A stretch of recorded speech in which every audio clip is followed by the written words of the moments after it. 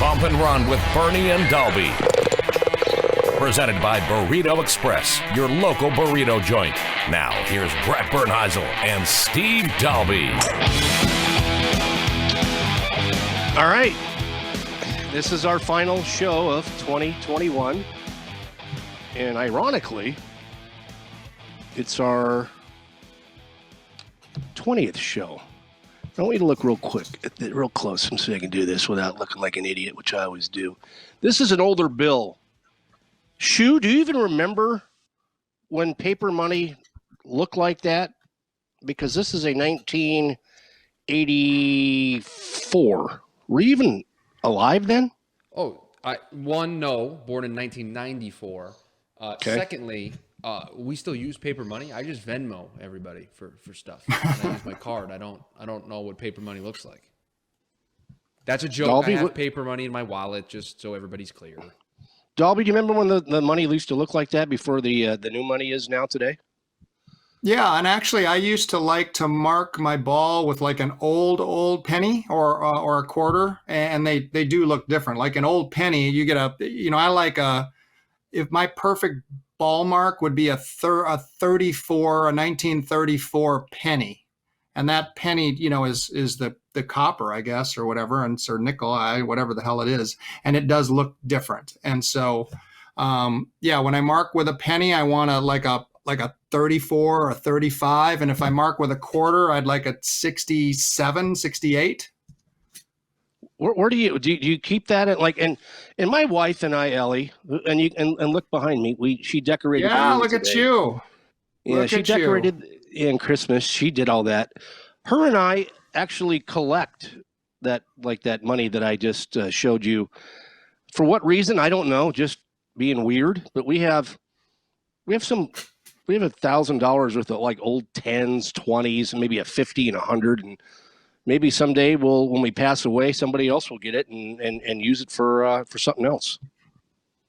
Ball marks. And in today's world, I went Christmas shopping early this morning, and I was talking to the guy that was helping me, and the discussion was cryptocurrency and NFTs and stuff that I really don't know too much about, but my boys do. So the world's changing. Different things happen in the world, but it was kind of fun today to and we talked about this to kind of push back the clock a little bit. It was nice to see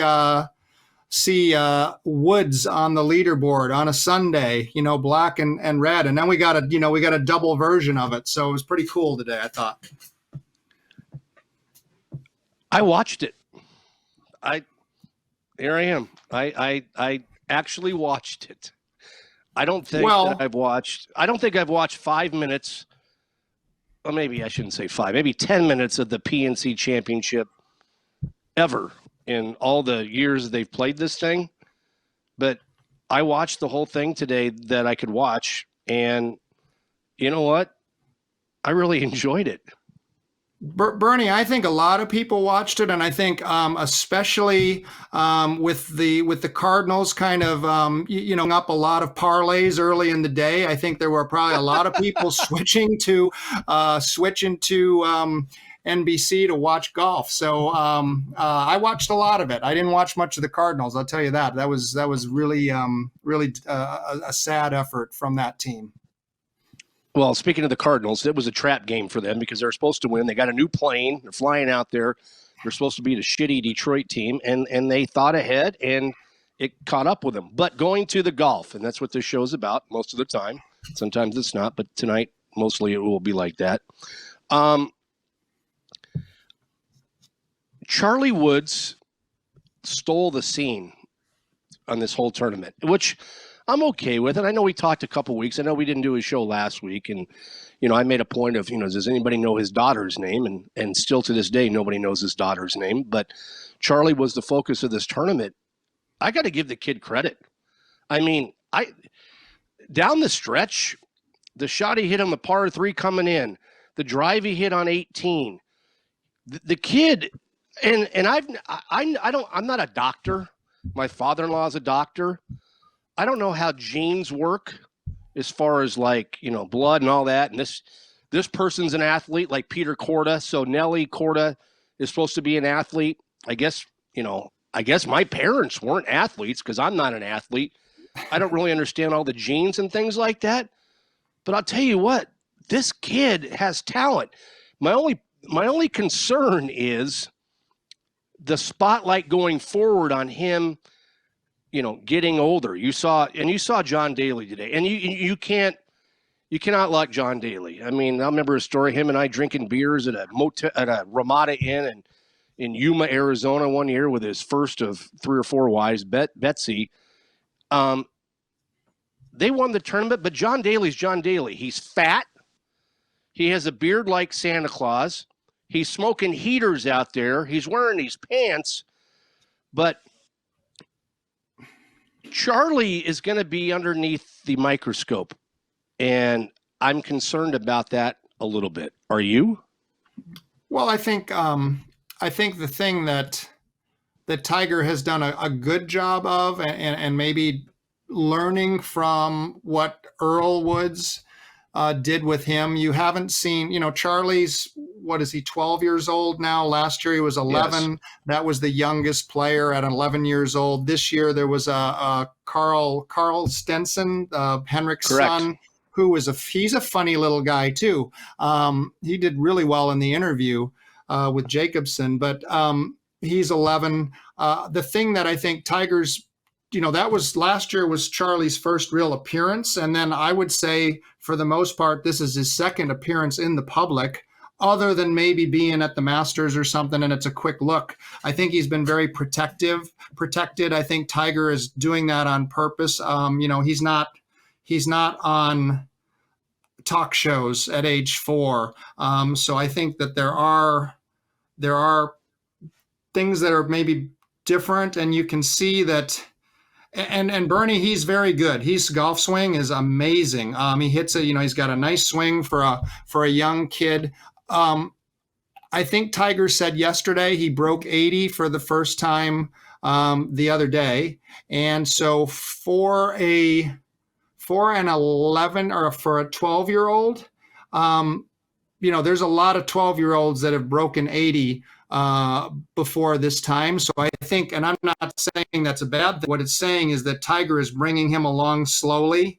And I think that they're doing a good job. But as you said, Bernie, the thing that I noticed was when they were walking to 18T, you look to the right, and there was a guy with a walkie-talkie. So that's security. And that's, Charlie Woods has to have security as a 12-year-old. That's what you're talking about. And that, that's obviously a concern, but that's something that Charlie Woods, that's just the way, that's his world.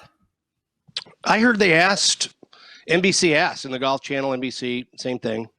They asked Tiger, can we interview Charlie? And from what I'm hearing, he said no. And I think it goes to your point that he's protective in being seen, speaking, because I think he wants to keep his kids out of the limelight, even though, my God, are you kidding me? He was in the biggest limelight. I'll guarantee you, this probably had like ratings like Torrey Pines, Waste Management, Phoenix Open, whatever it might be, as far as like, views on, CBS or NBC or whatever. I'm not going to say Augusta, but I'll guarantee you more people. I paid the $4.95 to sign up for Peacock just to watch this. Yeah. I did.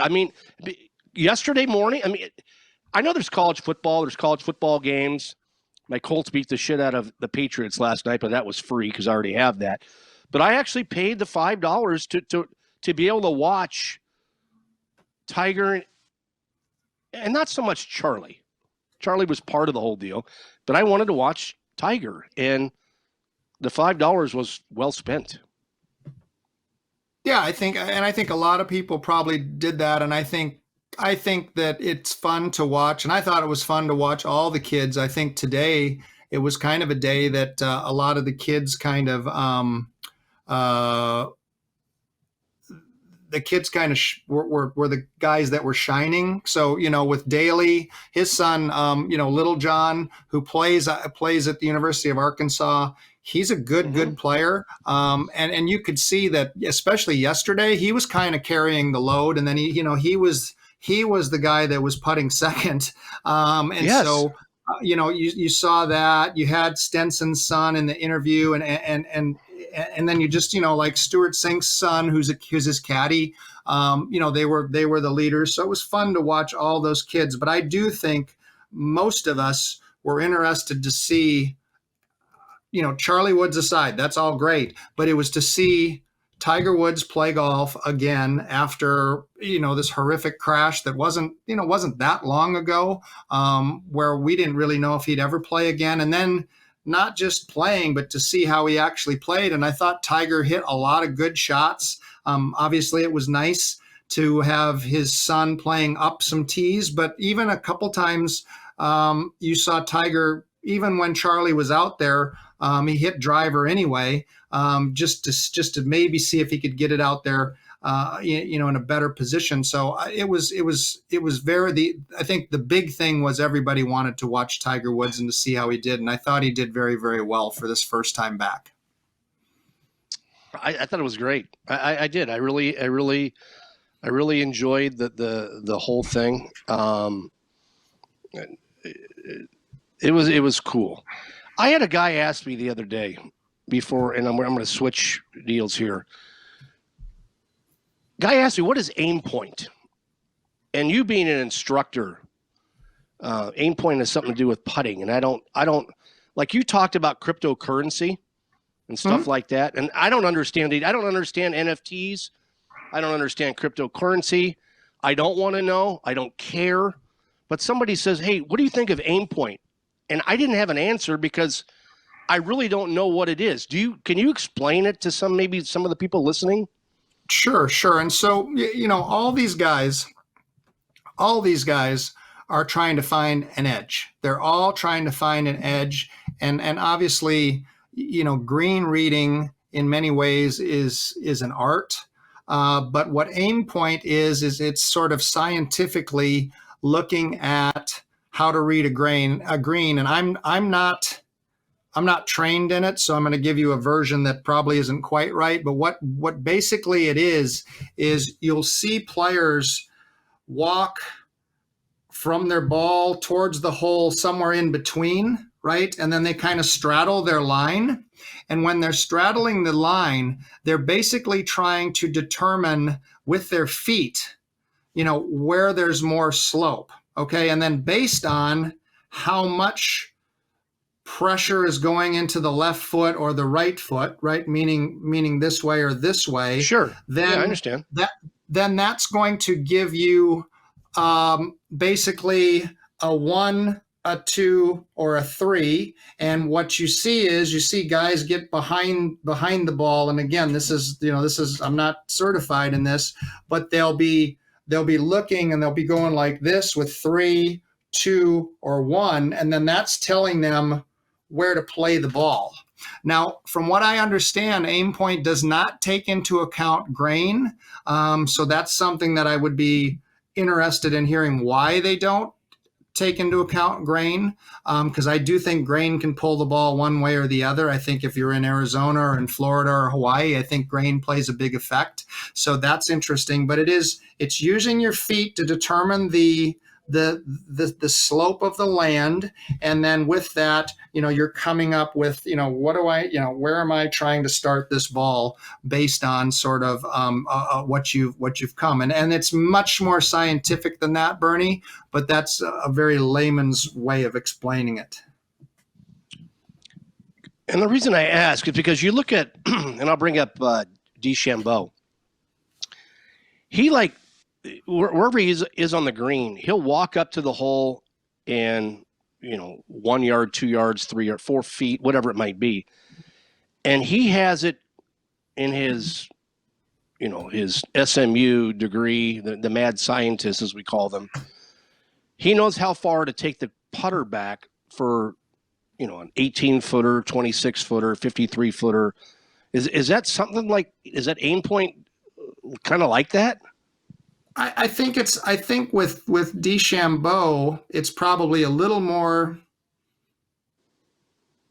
I think it's a little bit like that, but I don't think it's quite the same. I think with DeChambeau, he's got it probably even to the nth degree, more stuff going into effect, feeling it, looking at Green's books, even though there's, maybe not going to be Green's books. I think and maybe I'm wrong, Bernie, but do you think there'll be Green's books next year that somebody will be looking at? They might not be big, but some caddy might have one somewhere for his player. Yes? No? Yes. Yeah. Somebody will get disqualified next year. And I'm not saying, yeah, I think, and I'm glad you brought this up because I thought about this a few weeks ago and I never brought it up. I think somebody will try to take an advantage of what they've seen in the past. Now, who's to say that somebody right now, a tour caddy who's not working until Hawaii or Torrey Pines or whatever it might be, is not coming up with some kind of theory or some kind of science to where they can take the new yardage books and put all that stuff in it. I mean, do you stay up until 2:00 in the morning? Maybe I don't know, maybe, but somebody is going to come up with something and somebody's going to get in trouble. I'm 100% can guarantee that somebody is going to get disqualified for using an old green book that they've now transferred into a new yardage book, because from what I've heard, you have to have new yardage books next year, which the guy that makes the yardage books, congratulations to him. He's now a multimillionaire times 5. But yeah, I think somebody's going to try to cheat the system and going to get it caught, and then all hell's going to break loose. Yeah, well, and you even see, and this was, I would say unfortunate, might not be unfortunate that it happened to this player, but at Sea Island, Sabatini got disqualified, and he had these, marks on the club that really have nothing to do with how the ball's going to react, but it was a mark that's used with the Quad Pro system, and it's to kind of let you know what's going on with your golf club. So you have to have these little markers on there, and as opposed to a TrackMan, which kind of just does it differently. And he had it on there, and they discovered it during competition, so he was disqualified. So I agree, Bernie, that there's going to be things coming up.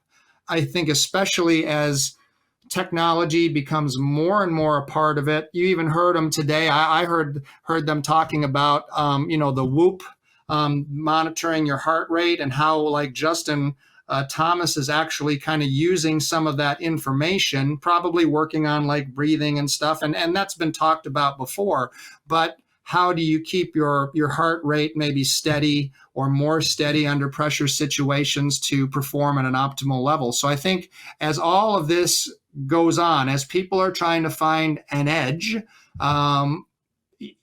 things are going to happen, and the PGA Tour and the USGA and the R&A are going to all have to look at how you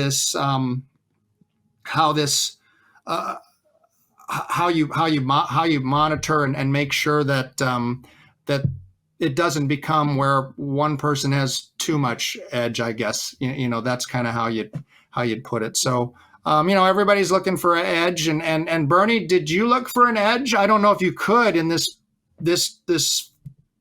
tournament. Could you? Was there an edge that you could find via the MGM? Yeah, there was actually. You're kidding. No, I made 2 wagers in this tournament, and none had to do with Woods. Yeah, no, I'm sick. Yeah, I'm sick. So I looked at on Thursday night. I was going through, and there was a matchup between the Thomases and the Kuchers. Okay. So I made a hefty wager on the Thomases, and I'd like to personally thank Justin Thomas for winning that wager, because when I started watching on Saturday, his dad looked like me. Couldn't walk. His back was out. Couldn't finish a swing. And I'm thinking to myself, oh, my God, they're going to withdraw after the first round. And I really thought that. And Justin Thomas, I mean, he played fantastic golf for these 2 days. And I don't know what they ended up finishing third or something like that. But they ended up beating the Kuchers by 3. And then last night, after watching my Colts finally beat the Patriots for the first time in my entire life, which is 55 years coming up in 2 weeks, I saw a matchup today, the Cordas versus the Trevinos. Oh, for God's sake. And I went, wait, what? Laying 130, Cordas over the Trevinos? Yep, I'm in. So I made 2 wagers on the PNC Championship, and okay, I won them both. I want to talk about something that I don't know if you have heard about it in the past, and I'm going to tell you a story that in the there was a big money golf classic in Florida this week, which was $100,000 to the winner. And I know I know your boy Neil Johnson has played in this before, and he's still hurt and he's working on his wrist. But there was a lot of media, social media stuff about this, and a guy named what his name was over here somewhere. I don't take many notes, but MJ McGuire and Tom Lovelady, who Tom stiffed us on the show a few years ago, got into a playoff, and first prize was $100,000, and second prize was $50,000. Lovelady birdied the last hole to get in a playoff, and Duffy made eagle on the first hole to win it. These two guys decided that they were going to split the money, with the exception of $5,000. So instead of the winner getting 100 and the guy getting second finish gets 50, Duffy got 80. Is that his name? Did I say? Yeah, I'm sorry, McGuire. McGuire got 80, and Lovelady got 70. And that brought me to something that I thought about. When I was 15 years old in the Utah Open, I was caddying for a guy named Lance Tenbrick, who, Dahlby, who's played on the Chicago PGA Tour guy, for many years. Yep, caddied. Last call Lance is his nickname. You can all get the stories. And I was caddying for him, and we were one of the first groups off the last day. And this guy named Larry Webb came up to me, and he says, hey, you want to caddy for me the next round? In a cart, back then. So I'm like, yeah, I'm in. So we run around, and we get in a playoff. And we're in a playoff with a guy named Bob Betley and a guy named Ray Areno. And we're going out to the 17th hole to start this 3-man playoff in a cart. I'm on the back, carrying a bag on the back of the thing. And these two guys say, you want to split it? And they went, and the other guy goes, yeah, let's ask Betley what we want to do. So we get to the 17th hole, and supposedly, so they all agree to this thing. And it's on TV. Johnny Miller is the lead anchor. My dad is the color for this thing. And we go into the 17th hole, which is the first hole of the playoff, and Ray Areno and Larry Webb both make eagle. Betley makes birdie. He's out. Okay. Now we go to 18, which is the second hole of the playoff, and they both make par. Now, remember, it's a 3-way split. Now we go back to the 17th hole. Both hit it down the middle. Webb, the guy I'm caddying for, hits the second shot on the green. And Ray Areno hits a ball 50 yards out of bounds on purpose. And Larry Webb's the champion. Yep, done. Let's get this thing over with and call it a day. We're splitting it 3 ways. Boom, boom, boom. So I think it took me a couple of years to tell my dad, maybe a year. But anyway, to finish this story real quick, Larry Webb sent me a check. He won $10,000, supposedly, but they split it 3 ways, so who knows what it was, $5,600 or whatever. He sent me a check 6 months later for $50. Oh, that was nice of him. So I thought I was going to caddy for the guy next year because he wrote me in this note, Hayden, thanks for doing everything. Here's $50. And I'm like, 50? Fuck it. What are you, nuts? Right. Okay, yeah, I'll caddy for you next year. He shows up next year with his own caddy. So now I've got $50. I'm not caddying for the champion who I thought I was going to caddy for somebody else. 2 years later, playing in the tournament, I shoot 69 on the second round.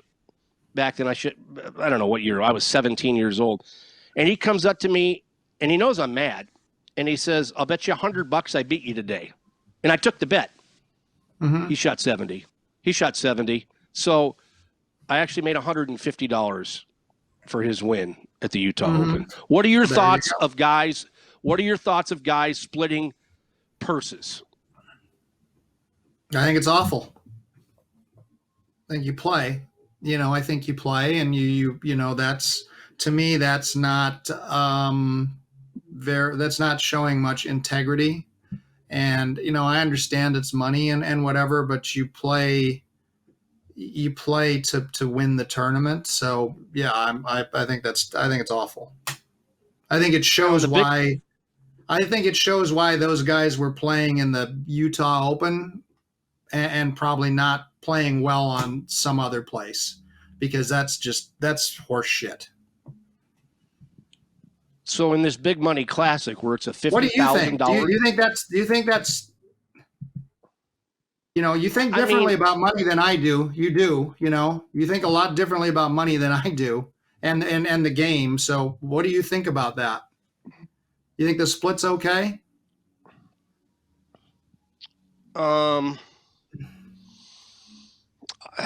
No, I don't. I'll say it now. I don't. And I guess my biggest problem with this whole thing is that they made it public. Now, if it's you and I in a playoff, and it's a $50,000 difference, and you and I are friends, you're struggling, I'm struggling, and I say, hey, bud, what do you think about this? And you're like, yeah, you know what? Whoever wins, I'll send you the $25,000. Yeah, but I wouldn't say that. Right? I wouldn't say that. I know you wouldn't. There's no way. I know you wouldn't. And I wouldn't either. But I get it. And it's not like playing on the Outlaw Tour where first prize is $6,000 and second prize is $4,000, and we're worried about $500 or $1,000. I mean, I get it. It's just $50,000, and to both of them probably who don't. I mean, Lovelady had a tour card 2 years ago, blew us off on doing a show. Then all of a sudden now is at a desk job, decides he wants to try to salvage his career again and starts playing in mini tour events and things like that. So he doesn't have much money. I mean, I get the fact. I get the fact of the money. I get it. Do I think it's right? No. And when I was 14 or 15 years old and listening to three guys at the Utah Open telling me that it's a split, and then does it take away from me as a person that's played Willow Creek Country Club, that knows in the ins and outs and reading greens for a guy that wins a tournament, watching a guy hit it 50 yards out of bounds into somebody's house? Does that make me feel good? Then yes, because I was a winning caddy. But looking at it today, 41 years later, no, fuck, I didn't do anything. Yeah, that's a tough one. And if you're going to do that, if it's some kind of an inside thing, why say anything about it? Just that's just upsetting. Oh, and I totally agree with you. I mean, everybody Big Money Golf, and I don't know anybody at Big Money Golf, and I know Monday Q's good friends of them, and I'm not trying to upset him, but to make it public knowledge is something. I mean, what if you heard about this on a PGA Tour event? What if just, I'm not going to give names, but what two guys are in a playoff, and it's 1.8 to win it, and you get 1.2 to finish second. I mean, do you think this has ever happened where they all right, no matter who wins, the other guy gets, I'm going to write you a check for $300,000 tomorrow morning? No. Shu, what is your hey, Shu, Chris Schubert, fine producer of the program, executive producer, owner of the program.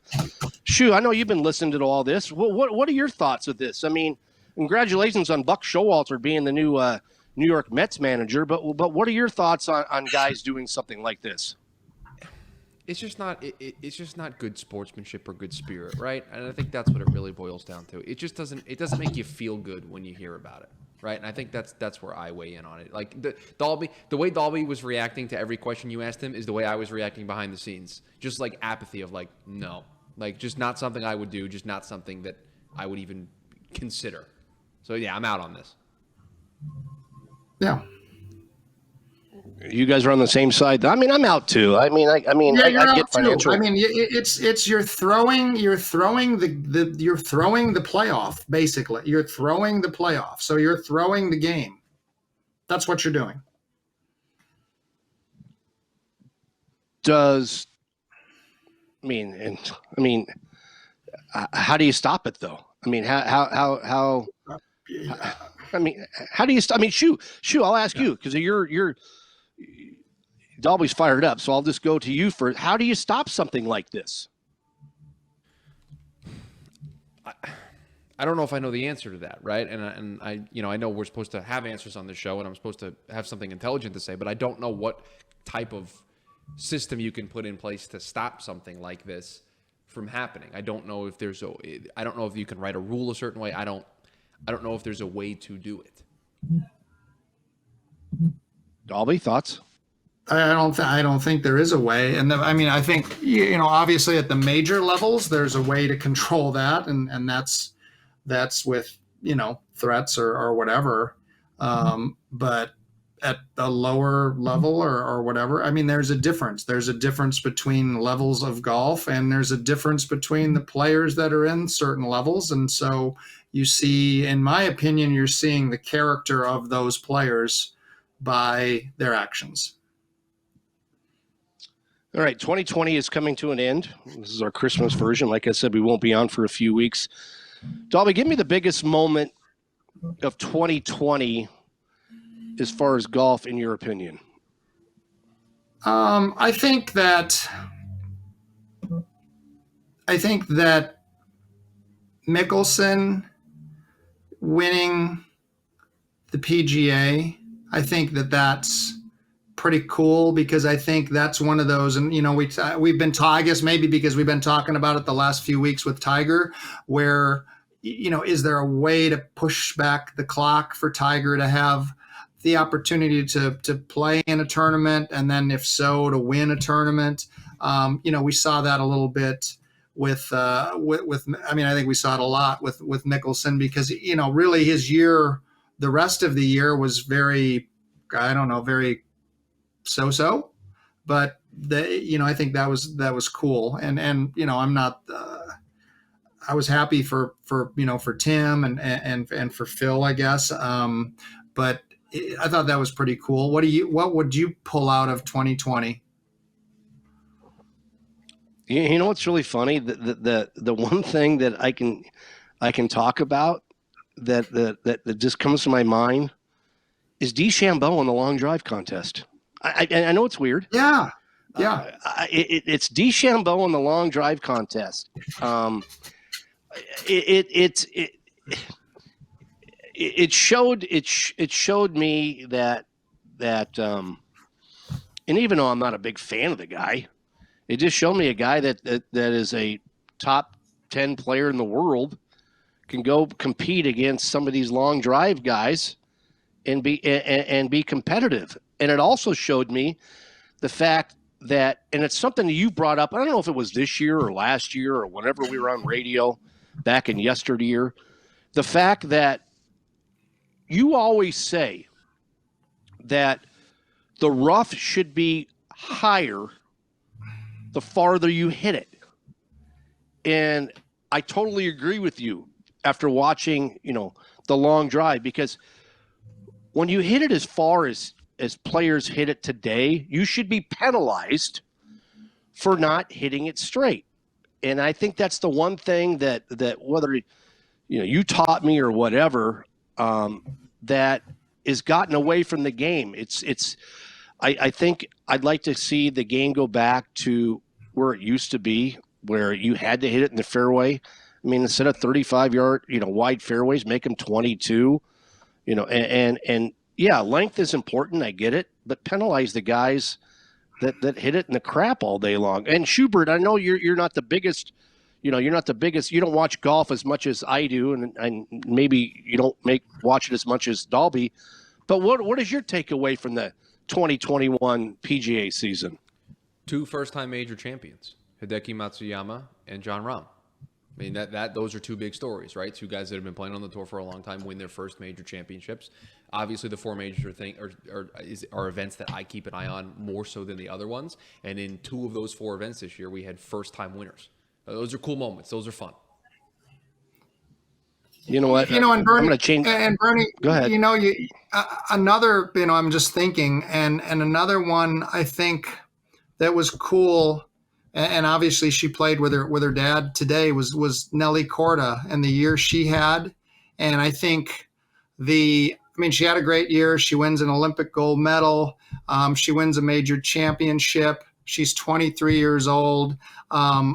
She's a huge deal to the LPGA. And I thought the golf swing is so good, but I thought the funny thing with her too. I don't know if you saw yesterday, but she I saw it.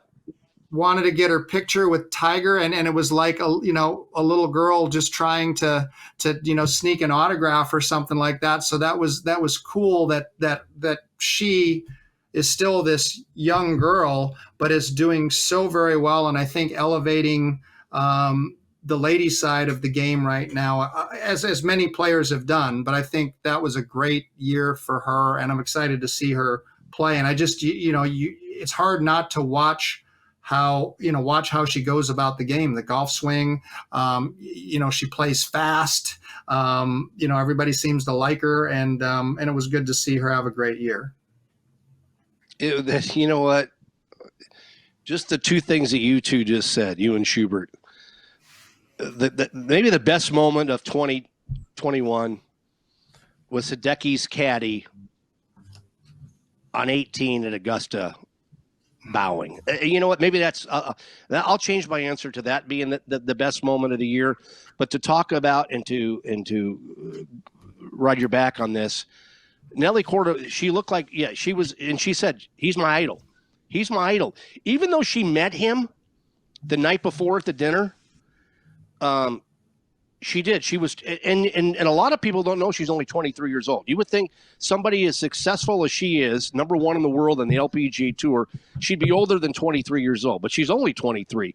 And her reaction when she's like, "Hi, Tiger." "Yo, hey, Nelly." It wasn't like, Tiger had to look up and see who it was. Tiger knows who Nelly Korda is. Everybody knows who Nelly Korda is. And that was the cool thing. He said, "Yep, let's do it. Yep, this is my brother. Yeah, nice to meet you. I'll take a picture with everybody." That was a cool thing. I think 10 years ago, in something like that, if Nelly Korda, and let's keep the same ages of the 2 people we're talking about, Nelly and Tiger. Tiger wouldn't have done shit like that. He wasn't like that ever before. And I think that the perspective of the crash in February at the Genesis, and they asked him today, do you take a different perspective of your life? And he's like, "No, I don't, but I think he has. I think he's changed a lot. I think he's a different person than he was. But yeah, that Nelly Korda, that thing yesterday was cool as hell." Yeah, and I think you're right. I think Tiger has mellowed, and I think that obviously, as a dad, he had to be super proud, obviously, to have Charlie playing like he did. But I bet he was super proud to have Samantha out there with him, watching as well, riding around in the cart. But the thing that I did see, as they were making all those birdies in a row, I think they made 10 or 11 in a row, you could see fire in his eyes still. So there's something still there. You could, I know it was a scramble, but there was some times where he had that look where he knew it was Sunday. All right, let's just do this. Does he win again on the PGA Tour? I think he's got a long way to go. And what I noticed was, I mean, obviously, I saw some stuff. I was looking at his swing a lot. It looks like he's, you can tell he was limping around a little bit, especially yesterday. He said he was tired. He's got he was in a cart, so he's tired in a cart. So there's a long way to go. But, I don't know if he'll win again on the PGA Tour, but I think that there will come a time where there'll be a Sunday where he's going to have a chance. And I don't know if it's next year or the year after, but there'll be a Sunday for Tiger Woods on the PGA Tour. I really think that. You? I didn't think you were going to ask me that question. I wasn't ready for it. Like you said, this show's not scripted. No,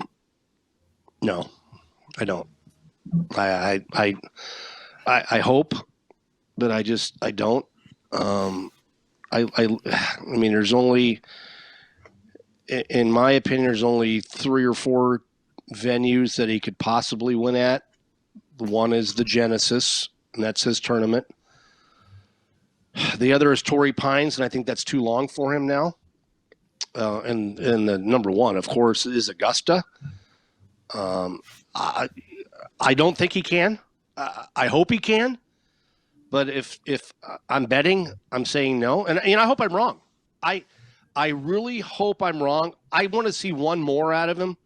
As everybody knows that's followed me on radio or the TV show or whatever, or this podcast, I was anti-Tiger, when I started this in 1995. I changed my tune in 1998, and I became a huge Tiger fan. And as I've said many times on this program, outside of golf, he's a piece of shit. I'm just not everything he's done, but inside the ropes, I root for him. And I think if he wins one more, it's Augusta. And if he doesn't win Augusta, I don't really see him winning anywhere else. Yeah, and I think about right now just the walk, right? I think that's the walk, and so to me, it's got to be a golf course. Augusta's a tough walk. It's down the hill and then back up the hill. Something like Colonial, where maybe scores aren't that low. But he doesn't play there, Steve. He doesn't play at Colonial. He always skips that event. He's going to start, and he even said, though, I think he's going to start picking and choosing. And if he's only going to play, let's say if he's only going to play 5 or 6 times a year, I would think he would be very picky about the golf course and where his game is. And I know maybe in the past he's skipped it, but to me that one would make sense. Maybe if he lives in Florida, maybe a Florida course where the scores don't go crazy. I think I would think it'd be a hard one to think that he'd have to go out and shoot 25 under somewhere. That to me would be tough. But what I noticed today was there was some good shots, and I think I really liked how he looked with the putter, and obviously the putter can do a lot of things. And I don't know if you were yesterday. Golf Channel had kind of a Nicklaus Day, and I caught a little bit of one of the shows with Nicklaus, and they were just talking about his putting, and that's the one thing is if when Nicklaus won in '86, that last 10 holes because it started on 9.